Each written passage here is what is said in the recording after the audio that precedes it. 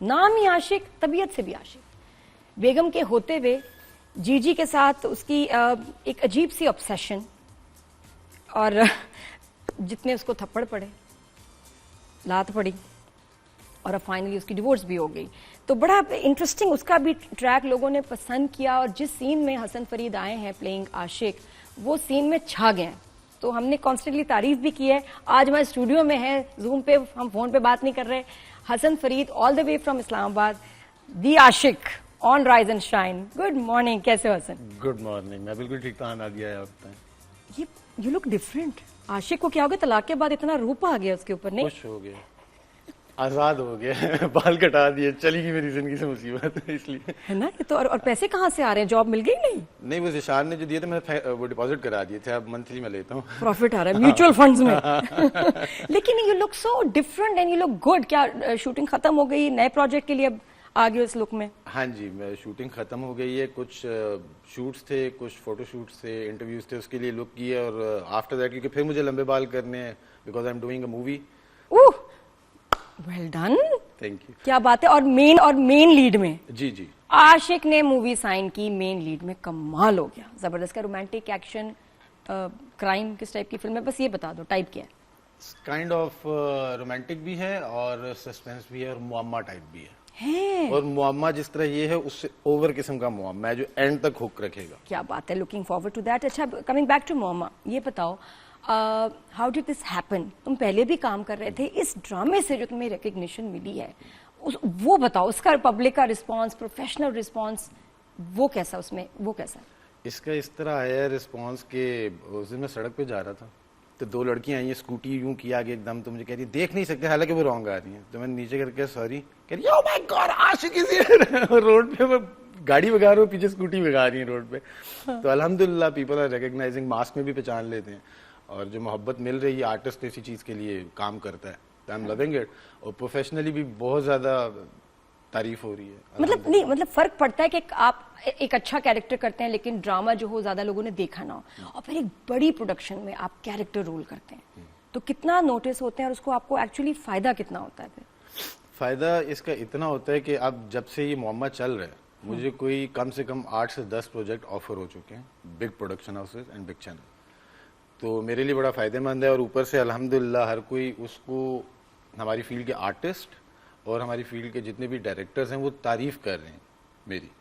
क्योंकि अगर हम देखें तो जो हाउस होल्ड कैरेक्टर्स होते हैं ड्रामाज में वो इतने प्रोमिनेंट नहीं होते हैं, खा वो कितना भी इम्पोर्टेंट हो, लेकिन नम्रा ने, मैंने इस तरह किया है उसको कि हमारी प्रोडक्शन कहती है कि यार ये आपने इतना अच्छा किया है कि ये प्रोमिनेंट हो रहा है आप लोगों की एक्टिंग की वजह से, जीजी के बाद आप लोग प्रोमिनेंट हो रहे हैं।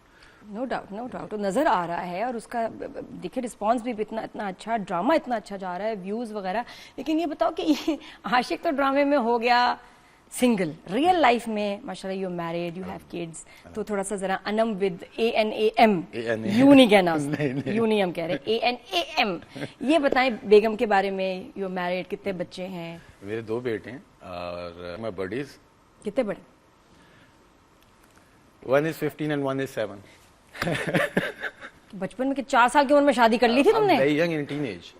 कितनी? अब आशिक असल जिंदगी में बहुत आशिक मिजाज था, और ये कि लव मैरिज हुई थी कि 15 की एज में? Around 17 I was, 17 and a half। And Anam? Anam 1 साल में से छोटी। तो 16 साल की तुम्हारी बेगम, दुआ खैर हुई थी।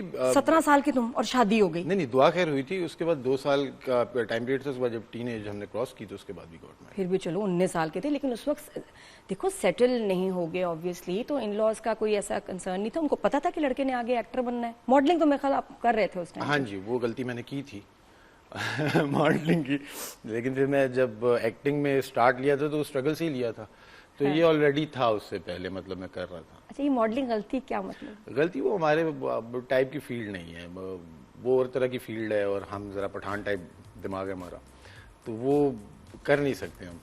ये किसी और ने भी तुम्हें कहा था? आपने कहा था मुझे। तुम्हारे अब्बा को कहा था? हमने अब्बू को कहा था, और वो टाइम था कि उन्होंने फिर पश्तो में 2-3 बार बीप बीप करके कहने कि ये वाली फील्ड छोड़ दे, जाना तो एक्टिंग में चले जाओ। सही बात है, एक अलग एक हिस्ट्री है माशाल्लाह, बहुत कमाल। आर्मी के डॉक्टर कर्नल फरीद, उनके बेटे हैं ये, फैमिली ऑफ डॉक्टर्स माशाल्लाह।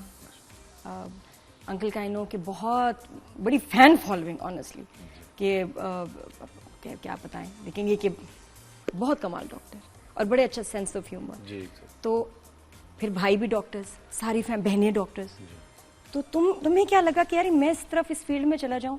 फैमिली को अजीब नहीं लगा? मना किया? नहीं, मना नहीं किया था। कभी इंक्लाइंड भी नहीं थे क्या मेडिकल की तरफ?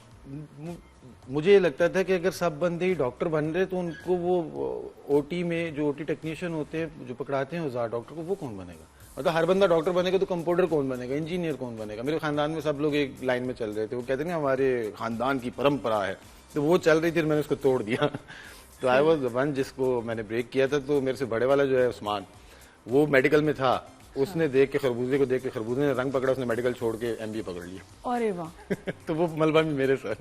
अच्छा, तो वो फिर कमिंग बैक टू द शादी, अब ये अगेन कि आप इतनी अर्ली एज में मतलब इतना श्योर हो जाना कि जी मुझे इसके साथ शादी करनी है, और फिर वो सवाल रह गया कि जी इन लॉज का क्या रिएक्शन था जब प्रपोजल गया? उन्होंने वो कंसर्न नहीं थे कि भी बच्चे ने तो आगे एक्टर बनना है, तुम्हारी बेटी का ख्याल कैसे रखेगा? Was it difficult convincing them? It was, but for me, but the thing is, वो कहते हैं ना कि जब आप शादी करते हैं तो दो खानदानों की होती है। हाँ। जिस तरह के मेरे अब्बा थे, अल्लाह जन्नत नसीब करे, तो वो गारंटी दे के लाए थे और उन्होंने कहा था ये करेगा तब तक शुरू करके हम रुखसती लेंगे, और फिर बस। लेकिन हसन कितना डिफिकल्ट है इस प्रोफेशन में? अब आपको बाकी प्रोफेशन में तो पता है ना, इतना पढ़ना है, उसके बाद इतनी देर काम करूंगा, कमाई शुरू हो जाती है, एक टाइम पीरियड है। इधर तो पता ही कोई नहीं, हवाई रोजी है, कब काम शुरू होगा, कब पैसा आना शुरू होगा, और बहुत दफा तो फ्री में भी काम करना पड़ता है, है ना? तो वो कितना चैलेंजिंग था with a family, with 2 kids, वो पीरियड बताओ। वो इस तरह नदी जी डिफिकल्ट था मेरे लिए कि ऑब्वियसली अगर आपकी वाइफ, आपकी फैमिली सपोर्टिव ना हो ना, तो आप कुछ नहीं कर सकते। आपका पैसा हो, आपका टैलेंट हो, अगर आपको मेंटली घर से सुकून नहीं है और आपको प्रेशर है कि यार आपकी वाइफ अगेंस्ट, यार ये नहीं करना। हाँ, अनम कभी गुस्सा होती है ना, देखेगी लड़की के साथ वो क्लोज नहीं, चुटकी पकड़ो यूं कर देगी, लेकिन वो अप्रिशिएट भी करती है कि बहुत अच्छा सीन किया, बहुत अच्छा काम किया। लेकिन किस तरह की स्ट्रगल्स फाइनेंशियली आई? कितना अरसा लगा सेटल होने में? और फाइनेंशियल मुझे स्ट्रगल्स बताओ। फील्ड के लिहाज से फाइनेंशियल स्ट्रगल तो यही है कि पहले अपनी जेब से लगा के पेट्रोल जा रहे, इतना कमा नहीं रहे हैं, लेकिन 2008 से वो कर रहे हैं। और ऑब्वियसली आपने भी मुझे बात कही थी कि हसन ये करो, ये हवाई रोजी है, लेकिन अपना साथ कुछ और भी काम करो। मैं उस चीज़ पे ये समझता हूँ नादिया जी कि जो इंसान 2 कश्तियों का सवार होता है ना, उसकी जो हंगर है ना वो मिट जाती है। वो भूख मेरी ना रहती आज दिन तक कि मैं 16 साल की स्ट्रगल करके आज अल्लाह ने मुझे इज्जत दी है, तो उसके पीछे अल्लाह ने ये वक्त लिखा हुआ था, आज मिली है इज्जत। लेकिन फाइनेंशियली जिस तरह अगर मैं कहूँ घर से तंग या कुछ नहीं, पहले मेरे अब्बा किसने सपोर्ट किया इस पीरियड में जब स्ट्रगलिंग? पहले मेरे अब्बा ने सपोर्ट किया। और मतलब ये सिर्फ तुम्हें नहीं, तुम्हारी वाइफ, 2 बच्चे, उन्होंने अपनी बेटी बनाया था। वो ये नहीं कि मेरे मुंह के पीछे, वो उसके लिए जो था उसका बाप ही था, और अल्लाह मग़फ़िरत करे उनकी। एनीवेज, अच्छा, नहीं, your father was very fond of you Hasan, बहुत ज्यादा, और इतनी फिक्र उनको रहती थी कि ये लड़का कुछ डिफरेंट है। और वह मेरे तो बड़ी थे, मतलब अल्लाह मग़फ़िरत करे, मैं बात उनके बारे में कर नहीं सकूँ ज्यादा कि मेरा वो पहला इश्क ही है और आखिरी इश्क है। तो अपने फादर, अपने वालिद साहब की बात कर रहे हैं हसन, और उनका ऐसे चले जाना is a very big loss, बिल्कुल बिगेस्ट लॉस फॉर मी।